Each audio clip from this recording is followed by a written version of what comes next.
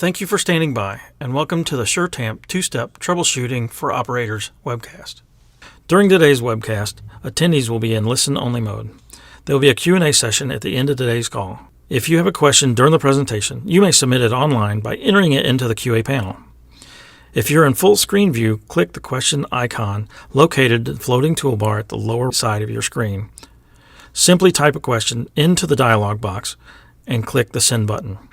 If you're in the split screen mode, the Q&A panel is already open and is located on the lower right side of your screen.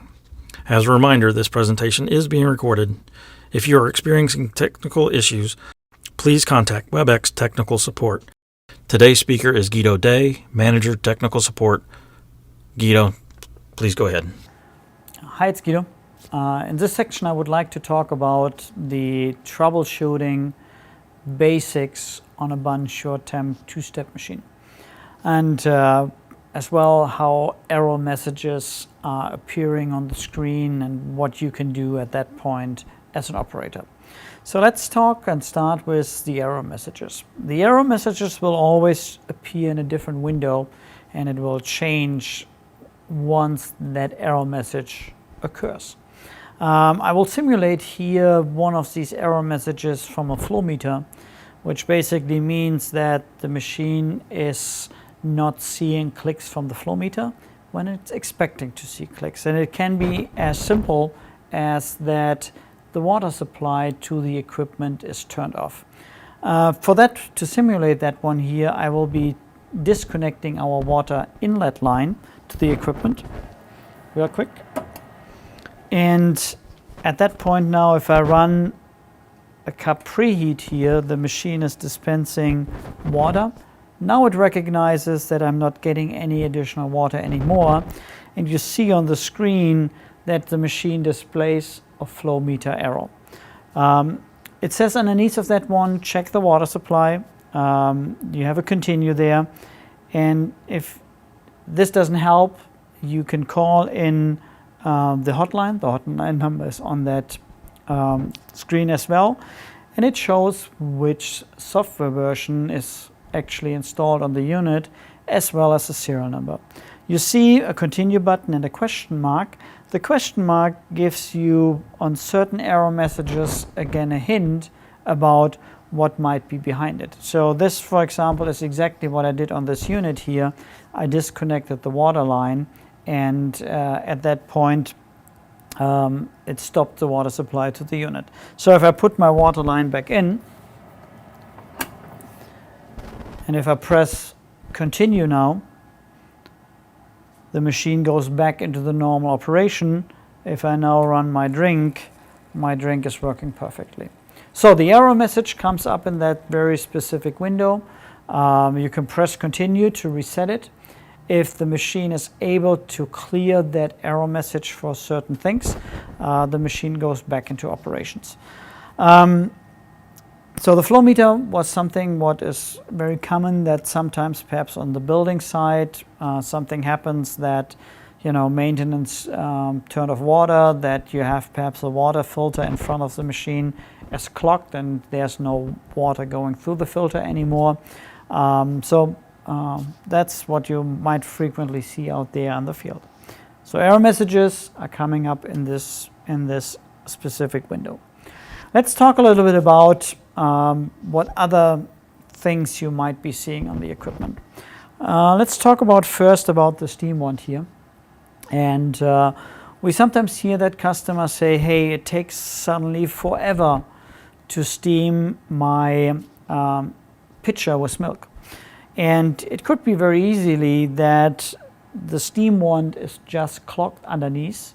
The system is working, but it is clogged underneath. So what I would always do at that point is basically turn the equipment off so that nobody can at that point accidentally activate the steam valve. You can at that point hold your steam wand, and you can take and unscrew the sleeve as a complete unit. So this is our sleeve, which protects the or which guides the steam out of the 4 holes here on the bottom of the dispense tip. So it could be very easily that these holes are getting clogged. And when they're getting clogged, we don't get enough steam into the pitcher, and it takes forever to heat up that temperature.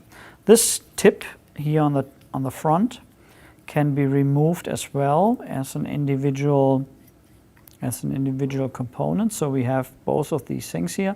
And to clean these holes, you know, a paper clip is a very easy tool to just make sure that these holes are open, and you can clean and wash everything here.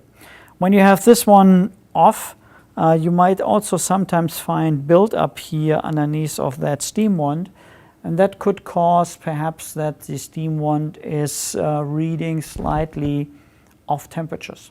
So when you take this off and you clean it, you wipe it off with a towel.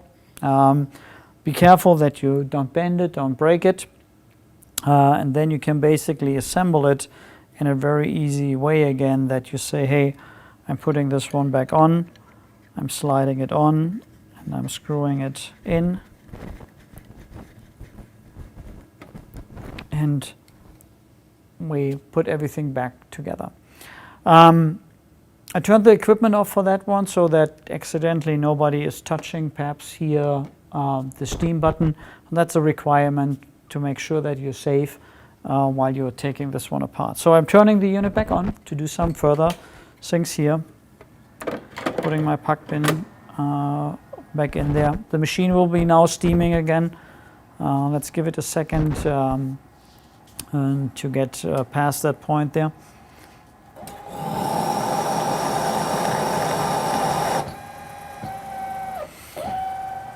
So you sometimes you're perhaps in a position where you say, although I want to get my drinks, the milk steamed and stopped at 158 degrees, but I'm only getting it at 155 degrees. If you want to make that adjustment there, you can do the adjustment on the recipe from the steam wand there. We do it by press and holding the bun logo from the main screen. You go into the advanced menu option.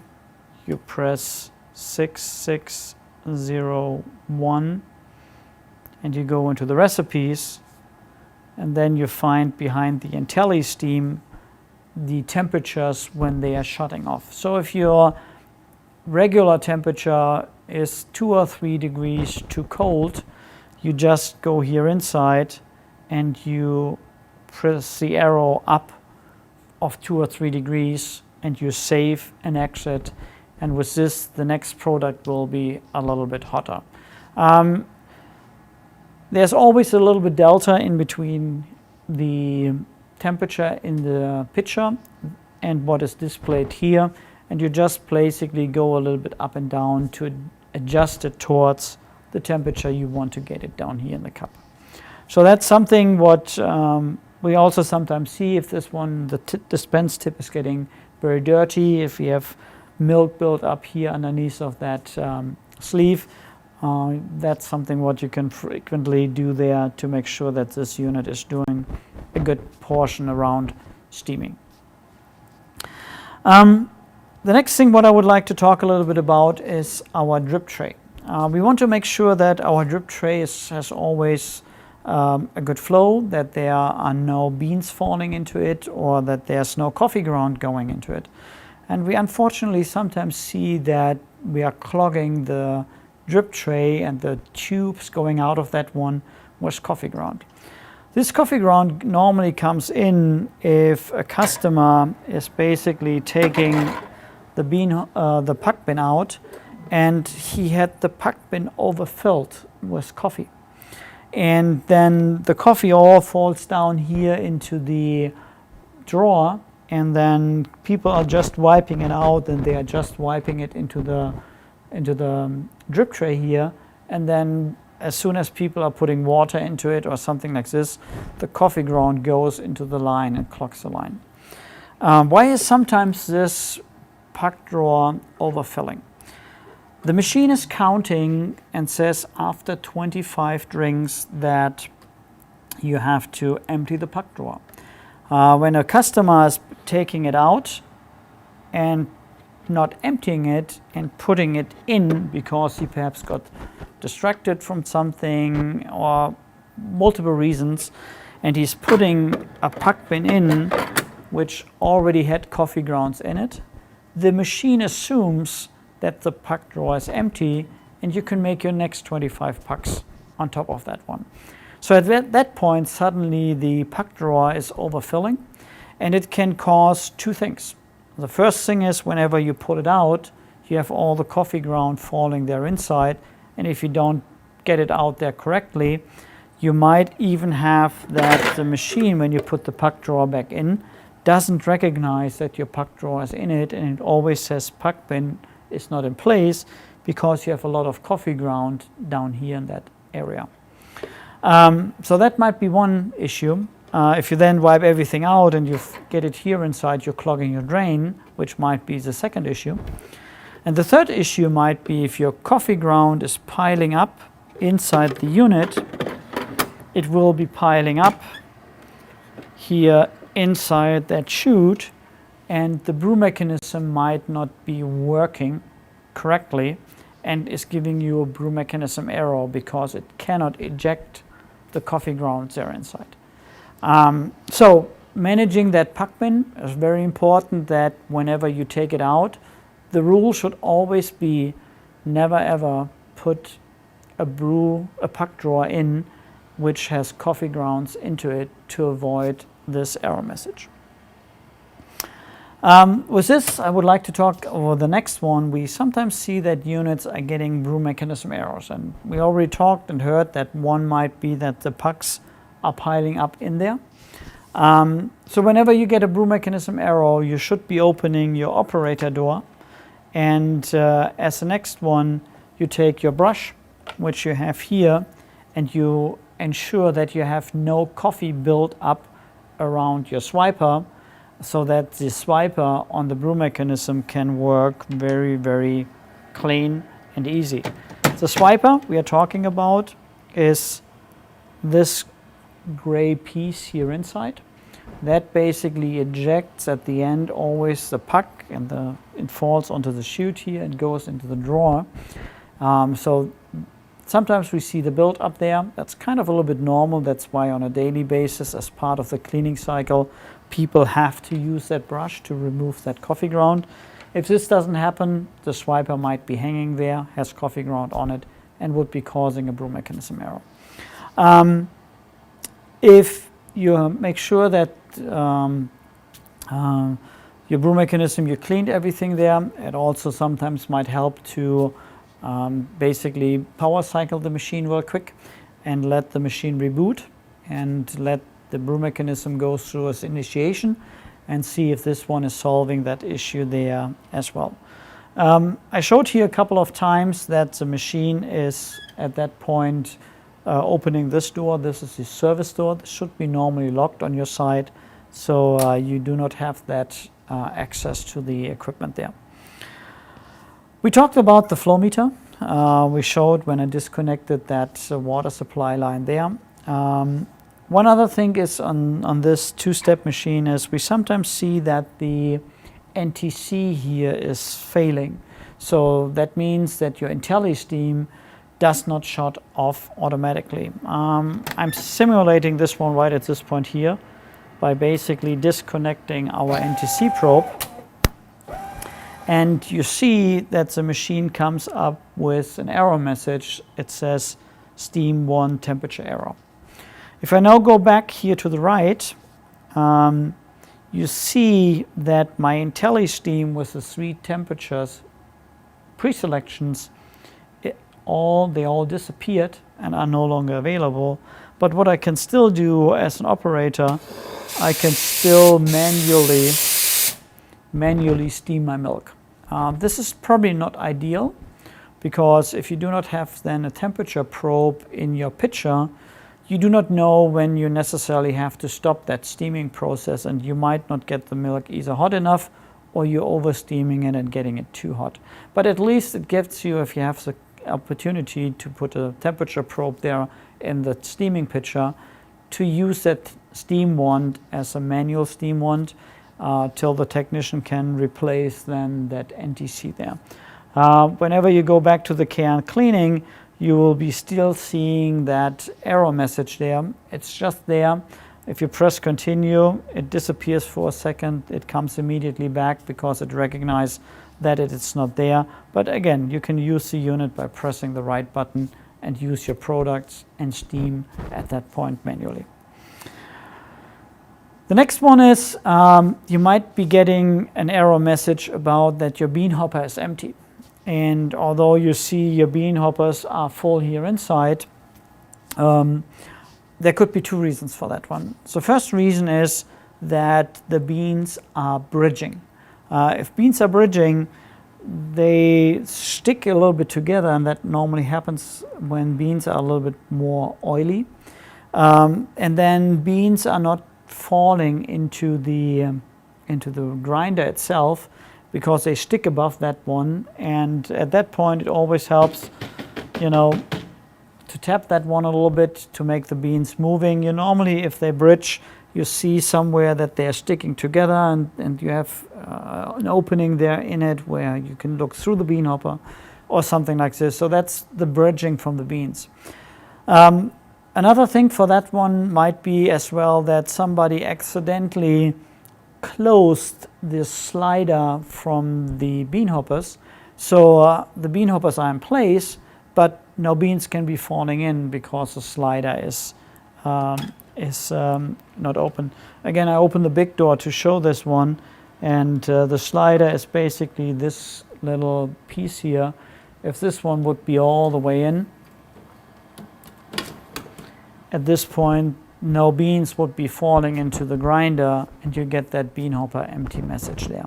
So always check these two things there as well before you place a service call. Bean hopper empties are most of the time just where the operator missed these two things. In general, if you have perhaps a touch bean not responding very well, or you feel that the machine did something very funky, just power cycle it real quick, let it sit for 10-15 seconds, and then you can reboot the unit with the power switch here on the left-hand side from the puck drawer, and the machine will then reboot, and we will see if that clears the error message, yes or no. In regards to leaks, where you sometimes see that the machine is leaking, it can be that the drip tray does not drain correctly. That's something what you can perhaps check and make sure that the drip tray is clean there. When you place a service call for a leaking machine, it's always very helpful for us to understand how severe that leak is. Water and electricity, they normally don't go very well together with each other. So if you have a drip once in a while on the counter, it's probably safer to say than if you have water really running out of the unit. At that point, we should always disconnect the machine from the water supply and turn the equipment off to make sure that no damage is happening to your countertops or something like this, as well as making sure that the water inside the unit doesn't damage any electrical components. The machine can be taken off that water supply line very quickly. The machine has in the back where the water line comes in a quick connect. So you basically unhook that one, and at this point there will be no water going inside the unit anymore, and that stops the flow there. These are the basic troubleshootings, what you can do around the unit before placing a service call. In regards to troubleshooting, whenever you place a service call, I would encourage you to say and offer, can we do some troubleshooting with a technician? We have a tech support line where when you place a call over the hotline, they can basically triage real quick in the tech support people and say, hey, this is something where perhaps with 2, 3, 5, 7 minutes on the phone, we can get the unit operating back and you don't have any downtime till a technician would be coming out and say, hey, it was just 2 or 3 minutes and it was an operational issue. So I would like to encourage you to always ask for that troubleshooting on the on placing a service call as well. The operators here, if a machine is still on bundling, they always see the machine on bundling, and that helps to see which error messages are there, if they can perhaps troubleshoot that with you over the phone, to make perhaps your machine downtime as just placing a service call instead of having a technician visit the site. Thanks for listening. I hope this will help you a little bit in the field, and talk to you soon.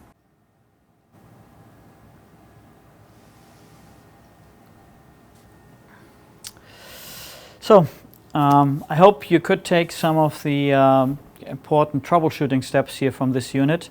Do you have any specific questions you would like to ask here while we can answer this here standing next to the unit?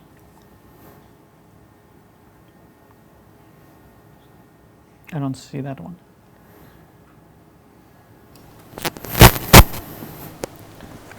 How do I see the TDS levels, and who should I call if they are not within the perimeters? So the TDS levels are not displayed on this unit. The TDS is the total dissolved solids. The total dissolved solids are the minerals in the water which are responsible for two things. The first one is the taste from the coffee, because the coffee sticks to the minerals. And the second one, it's basically the scale building up in the steam boiler. The SureTemp cannot display that TDS value here. The SureTemp has in front of it a Mavea filter, which is specifically designed for carbonate hardness in steam boilers.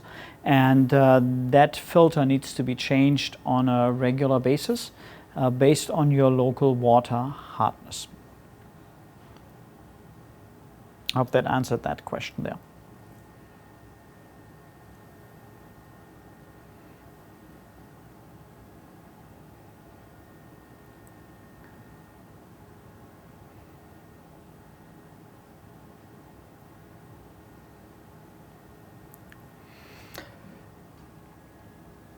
So, we are doing one more session here around that. Oh, there's another question coming in. Give me 1 second. Can I see my recipes? Please, can you say it again? Can I see my recipes? Yes, you can see your recipes. So the recipes are accessible for everybody who has the operator code 6601. So what you do is you press and hold your bun logo here on the top for approximately 5 seconds. You're coming to the next screen where you see an advanced menu option down here. So you press your advanced menu option, and then you enter the passcode 6601. 6601. And this gives you now access to a limited operator menu. So this limited operator menu has in it recipes, machine settings, your screen layout, your grinder settings, and you can import and export machine settings so that you can transfer it to another machine. If you now press onto the recipes here, you see the selection of drinks the machine is currently programmed to be able to make. So if you see, we had prior to that one a single espresso, double, a triple espresso. We have the Americano, the coffee, cup of water. So if whatever recipe you want to change, you basically at this point press the double espresso here as an example. And then you have your parameters, what you can change. You have a coffee. That is the amount of coffee going into the brew chamber for the cup of coffee. You have water out there. That's the amount of water which is actually going then into the cup. So that's your filling level. You can add a bypass before and after. That only applies for drinks like a cup of coffee or an Americano, not to the espresso. You have two factors here, which are the pre-infusion time and the dwell time. So what we are doing at that point, we are adding a little bit water into the coffee, and the coffee is extracting, pre-extracting with that little water in the brew chamber. and to get a little bit more flavor out of that shot. And then we are dispensing the rest from the coffee. You have here on the screen a default recipe. That, if you press that button, and if you have a very customer specific recipe, it resets it to a bun default recipe. So if your machine is running on a bun default recipe, it really doesn't matter. But if you have your own very specific recipe and you press that button, your previous recipe is lost and it cannot be restored. So be very careful with that function there. And you have another button there which basically says test the recipe. This test the recipe is where you can run that product with these parameters. You see your dispense time as well on that screen, and then you can make immediately from that screen your adjustments specific to that taste, what you like or don't like, and everything is here on the screen. So you can do these kind of adjustments on the recipes. A small little hint for that one is don't make the adjustments too big, because if you run suddenly out of a window, it's very difficult for you to come back. So go just with a couple of milliliters of liquid, a couple of half grams of coffee, and you will find your way towards the taste what you're looking for.